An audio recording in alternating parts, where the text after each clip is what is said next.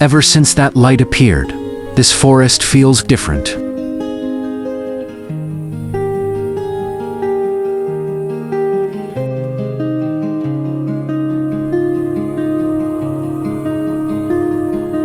I keep walking, because the forest never moves without a reason.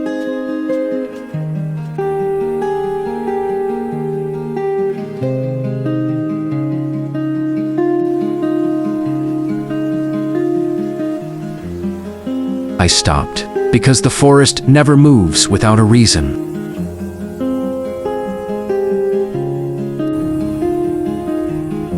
I don't see anyone, but I know I'm not alone.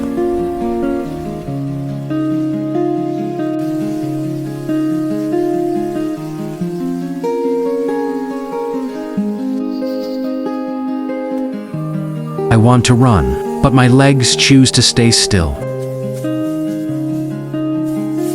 His eyes weren't angry, just as scared as I was. Sometimes, the one following us, just to make sure we don't get lost.